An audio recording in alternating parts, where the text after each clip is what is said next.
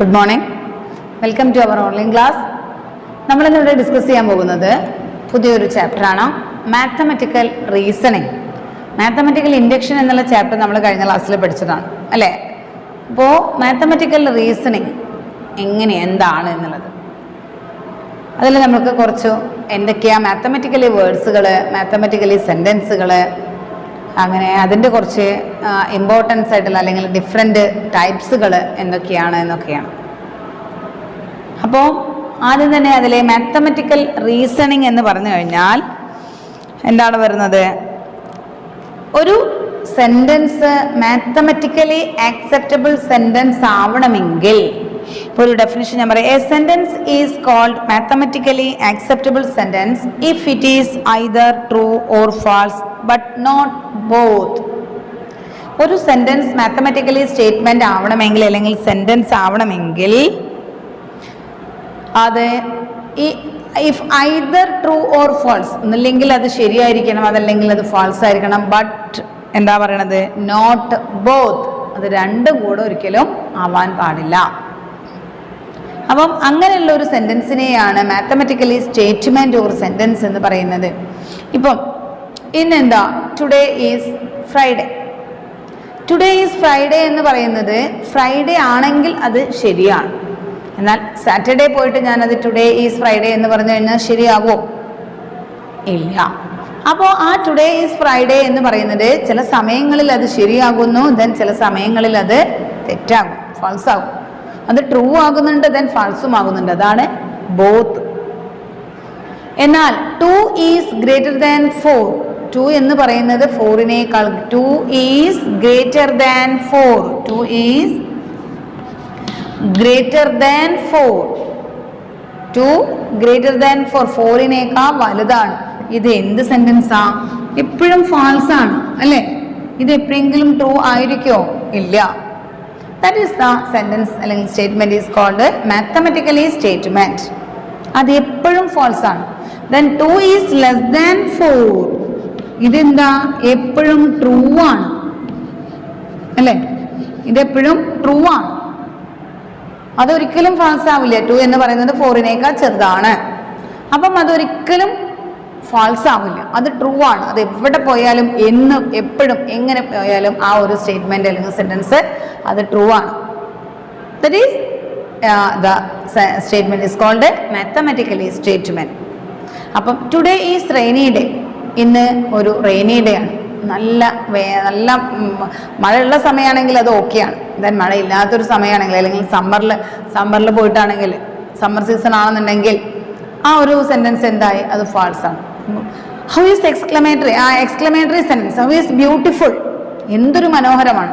ഒരു മരണസമയത്ത് അല്ലെങ്കിൽ ഒരു മരിക്കുന്നത് അല്ലെങ്കിൽ ഒരു അപകടം പിടിച്ചു കിടക്കുന്നതോ അല്ലെങ്കിൽ നമുക്ക് വേദനമായിട്ടുണ്ടാകുന്ന ഒരു സാഹചര്യങ്ങളിൽ പോയിട്ട് നമ്മൾ ഈ ഒരു സ്റ്റേറ്റ്മെന്റ് പറഞ്ഞു കഴിഞ്ഞാൽ അത് അവിടെ അനുയോജ്യമാണോ? അല്ല. അവിടെ സ്യൂട്ടബിൾ ആണോ? അല്ല.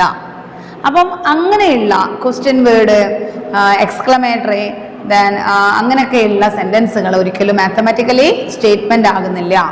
ഒരു സെൻറ്റൻസ് മാത്തമെറ്റിക്കലി സ്റ്റേറ്റ്മെന്റ് ആവണമെങ്കിൽ if either true or false, ഒന്നില്ലെങ്കിൽ അത് ശരിയായിരിക്കണം, അതല്ലെങ്കിൽ അത് തെറ്റായിട്ടിരിക്കണം. ബട്ട് നോട്ട് ബോത്ത്, അത് രണ്ടും കൂടെ ആവാൻ പാടില്ല. Okay. 2 is an even number, അത് എപ്പോഴും ശരിയായിട്ടുള്ള ഒരു സ്റ്റേറ്റ്മെന്റ് ആണ്. 2 എന്ന് പറയുന്നത് ഒരു ഈവൺ നമ്പർ ആണ്. 2 ഈസ് ആൻ ഓഡ് നമ്പർ, 2 എന്ന് പറയുന്നത് ഓഡ് നമ്പർ ആണ്, അത് എപ്പോഴും തെറ്റാണ്. അപ്പോൾ എപ്പോഴും തെറ്റാണ്, അതൊരിക്കലും ശരിയാവില്ല. അപ്പം അങ്ങനെ ഒന്നില്ലെങ്കിൽ അത് ശരിയായിരിക്കണം, അതല്ലെങ്കിൽ അത് തെറ്റായിരിക്കണം. അങ്ങനെയുള്ള 2 തരത്തിലുള്ള സ്റ്റേറ്റ്മെന്റിനെയാണ് മാത്തമെറ്റിക്കലി സ്റ്റേറ്റ്മെന്റ് എന്ന് പറയുന്നത്. ഓക്കെ. അപ്പോൾ ഫസ്റ്റ് ഇതിലുള്ളത് ഏതൊരു സ്റ്റേറ്റ്മെന്റ് തന്നു കഴിഞ്ഞാലും അത് മാത്തമെറ്റിക്കലി സ്റ്റേറ്റ്മെന്റ് ആണോ അല്ലയോ എന്ന് ചെക്ക് ചെയ്യാൻ ഞാൻ ഒന്ന് പറയുന്നത്. കുറച്ചു 8 ഈസ് ലെസ് ദാൻ 6, അത് ഫാൾസ് ആണ്. 8 ഈസ് ലെസ് ദാൻ 6, 8 എന്ന് പറയുന്നത് 6-നേക്കാൾ ചെറുതാണ്, അത് ഫാൾസ് ആണ്. That is the statement is mathematically statement. Every set is a finite set. Every set is a finite set ആണോ? Every set is a finite set. It is scientifically statement also false since there are set which are not finite, hence it is a statement. Every set is a finite. അത് ചിലപ്പം എന്താ എപ്പോഴും അത് finite സെറ്റാണ്, അത് ശരിയാകാം. അതൊരു statement ആണ്. Next പറയുന്നത് മാത്തമാറ്റിക്സ് ഈസ് ഫൺ. മാത്തമാറ്റിക്സ് എന്ന് പറഞ്ഞു കഴിഞ്ഞാൽ അത് ഫണ്ണാണ്. അതെല്ലാവർക്കും അത് ഫണ്ണാവണമെന്നില്ല. മാത്സ് ടഫായ ആൾക്കാരോട് മാത്തമാറ്റിക്സ് ഫണ്ണാണെന്ന് പറഞ്ഞാവോ, അപ്പോൾ അത് ശരിയാവാം തെറ്റുമാവാം അല്ലേ. അതുകൊണ്ട് അത് മാത്തമാറ്റിക്കലി സ്റ്റേറ്റ്മെന്റ് അല്ല.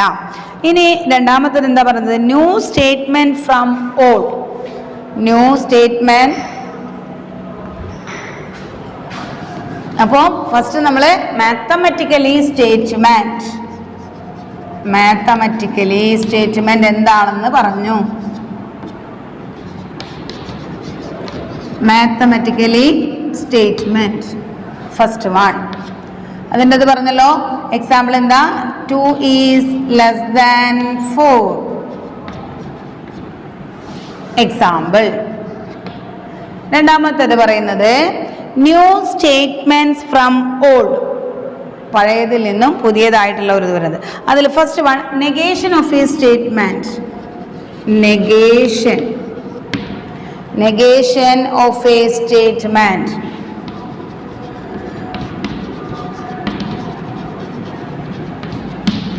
എന്താണ് നെഗേഷൻ എന്ന് പറഞ്ഞു കഴിഞ്ഞാൽ, if P is a statement, then the negation of P is also a statement and is denoted by.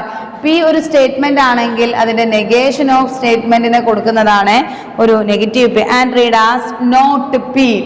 P എന്നതൊരു സ്റ്റേറ്റ്മെന്റ് ആണെങ്കിൽ നോട്ട് പി ആണ് അതിന്റെ നെഗേഷൻ എന്ന് പറയുന്നത്. ഇതിനെ വായിക്കുന്നത് എന്താ, നോട്ട് പി.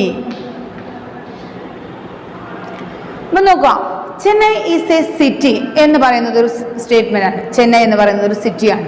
അതിന്റെ നെഗേഷൻ വരുന്നത് നോക്കൂ, ചെന്നൈ ഈസ് എ സിറ്റി. ഇതിന്റെ നെഗേഷൻ പറയാണ് Chennai is not a city. ഇവിടെ Chennai is a city, Chennai ഒരു സിറ്റിയാണ്. ദെൻ അതിനെ നോട്ട് ചേർത്ത് Chennai is not a city. ഇതാണ് ഇതിന്റെ നെഗേഷൻ. വേറൊരു എക്സാമ്പിൾ പറയുകയാണെന്നുണ്ടെങ്കിൽ ഇപ്പൊ നോക്കൂ, 2 is an even number. 2 is an even number. Then അതിന്റെ നെഗേഷൻ എന്താ വരിക, 2 is not an even number. 2 is an not even number. കണ്ടോ? അപ്പോൾ തന്നിരിക്കുന്ന ഒരു സെന്റൻസിനെ നെഗറ്റീവ് ആക്കി എഴുതുന്നതിനെയാണ് അതിന്റെ നെഗേഷൻ എന്ന് പറയുന്നത്. ഇനി നെഗറ്റീവ് സെന്റൻസ് ആണെങ്കിൽ അതിനെ പോസിറ്റീവ് ആക്കിയിട്ട് എഴുതാം. അപ്പൊ നെഗറ്റീവ് സെന്റൻസിനെ അത് പോസിറ്റീവ് ആക്കി എഴുതുമ്പോഴും അതിന്റെ നെഗേഷൻ ആയിട്ടാണ് വരുന്നത്. ഒരു എക്സാമ്പിളും കൂടെ പറയുകയാണെന്നുണ്ടെങ്കിൽ √7 ഈസ് റാഷണൽ. √7 is rational. എന്തായിരിക്കും negation? √7 is not rational. Okay. both the diagonals of a rectangle have the same length. both the diagonals of a rectangle ന്റെ രണ്ട് ഡയഗണൽസും എന്താ സെയിം ലെങ്ത് ആയിരിക്കും. അപ്പോൾ എന്താ പറയണത്, it is false that the both diagonals in the rectangle have the same length. This means the statement there is at least one rectangle whose both diagonals do not have the same length. അതായത് have same length എന്ന് പറഞ്ഞിടത്ത് അവിടെ do not have same length. തന്നിരിക്കുന്ന സ്റ്റേറ്റ്മെന്റിനെ നെഗറ്റീവിലാക്കി എഴുതുന്നതിനെയാണ് അതിന്റെ negation എന്ന് പറയുന്നത്. Okay. Then next a compound statement. അടുത്ത ടോപ്പിക്കാണ് കോമ്പൗണ്ട് സ്റ്റേറ്റ്മെന്റ്. ഇപ്പൊ രണ്ടെണ്ണം കഴിഞ്ഞു. നെക്സ്റ്റ് എന്താണ്? A compound statement. Compound.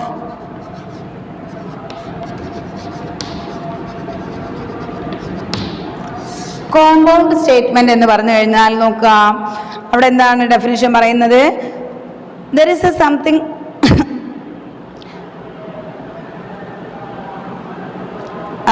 Compound statement എന്ന് പറഞ്ഞു കഴിഞ്ഞാൽ ഒരു example, the sky is blue and the grass is green. രണ്ട് the sky is blue ഒരു സെന്റൻസ് ആണ്. കോമ the grass അല്ലെങ്കിൽ full stop the grass is green.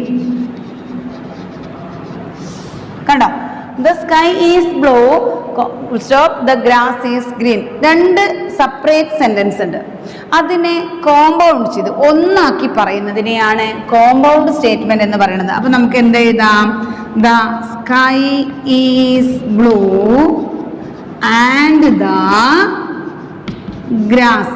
And എന്ന് പറഞ്ഞ ഈ ഒരു കൺജക്ഷൻ ചേർത്തിട്ട് എഴുതുന്നതാണ് and the grass is green. കണ്ടോ? The sky is blue full stop the grass is green. അതിനെങ്ങനെ നമ്മൾ കോമ്പൗണ്ട് സെന്റൻസ് ആക്കുന്നത്? ദ sky is blue and the grass is ഗ്രീൻ. വേറൊരു എക്സാമ്പിൾ പറയാം. 2 is an even number. Then 2 is a prime number. 2 എന്ന് പറയുന്നത് എന്താ? ഒരു ഈവൺ നമ്പർ ആണ്. Then 2 is a prime number. 2 എന്ന് പറയുന്നത് ഒരു പ്രൈം നമ്പർ ആണ്. എന്തായിരിക്കും അതിന്റെ കോമ്പൗണ്ട് പറയുന്നത്? 2 is an even and a prime number.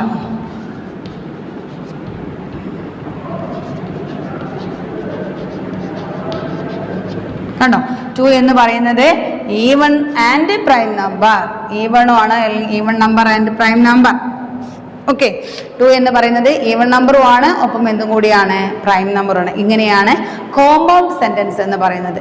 ഇനി ഇതിനെ കോമ്പൗണ്ട് സെന്റൻസ് തന്നിട്ട് അതിനെ കമ്പോണന്റ് ആക്കാൻ പറയുന്നു. ഇപ്പൊ നമുക്ക് തന്നിരിക്കുന്നത് ഇപ്പം ഇതാണെന്ന് വിചാരിക്കാം. 2 is an even number and prime number.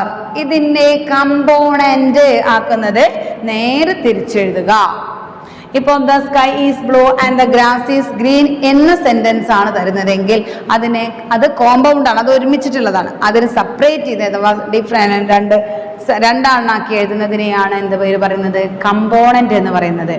അപ്പോൾ the grass is green full stop and the sky is blue. ഇനി നോക്കാം വേറെ. It is raining and it is cold. It is raining and it is cold. അതൊരു compound sentence ആണ്. അതിനെങ്ങനെ compound ഒക്കെ? It is raining full stop it is cold. Okay, next വേറൊന്നും കൂടെ പറയാം. 0 is positive number or a negative number. 0 is positive number or a negative number. അപ്പോൾ എങ്ങനെ എഴുതാം നമുക്ക്? 0 is positive number full stop 0 is negative number. റെഡിയാണല്ലോ? അപ്പൊ തന്നിരിക്കുന്ന കോമ്പൗണ്ടിനെ കമ്പോണന്റ് ആക്കുന്നത് എങ്ങനെ? കമ്പോണന്റ് സെന്റൻസിനെ എങ്ങനെ കോമ്പൗണ്ട് ആക്കുന്നത്? കോമ്പൗണ്ട് എന്ന് പറഞ്ഞു കഴിഞ്ഞാൽ കൂട്ടിച്ചേർത്ത് എഴുതുന്നത്, കമ്പോണന്റ് എന്ന് പറഞ്ഞു കഴിഞ്ഞാൽ സെപ്പറേറ്റ് ചെയ്ത് എഴുതുന്നത്. ഓക്കെ, ദെൻ നെക്സ്റ്റ് പറയുന്നത് സ്പെഷ്യൽ വേർഡ്സ് ഓഫ് ഫ്രൈസ്. നമുക്കവിടെ ഒരുപാട് ഫ്രൈസസ് ഉണ്ട്. ആൻഡ് ഉണ്ട്, ഓർ ഉണ്ട്. ആൻഡ് ഒക്കെ ചേർത്ത് എഴുതാൻ അറിയാലോ. A point occupies A position, it location can be determined, അങ്ങനെയൊക്കെയുള്ള നമുക്ക് 42 ഈസ് ഡിവിസിബിൾ ബൈ 42 എന്ന് പറയുന്നത് ഏതിൻ്റെയൊക്കെ ഡിവിസിബിൾ ആ? 5, 6 and 7. അപ്പോൾ ആൻഡ് എവിടെയാണ് ചേർക്കാന്ന് അറിയാം. ഒന്നിൽ കൂടുതൽ കാര്യങ്ങൾ പറയുമ്പോൾ അവിടെ ആൻഡ് ചേർത്ത് എഴുതും. അപ്പോൾ നമ്മളിവിടെ ആൻഡ് എഴുതി അല്ലേ? അതുപോലെ ഓർ എവിടെയാണ് ചേർക്കുന്നത്? ആ ഓറിന് എവിടെയാണെന്നുള്ളത് അറിയാലോ. അപ്പം 0 is A positive number or a negative number അല്ലേ? 0 പോസിറ്റീവും അല്ല നെഗറ്റീവും അല്ല എന്നാണ് പറയുന്നത്.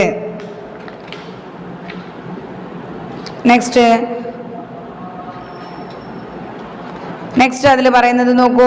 ഓർ പിന്നെ വിത്ത് ഓർ വരുന്നുണ്ട്.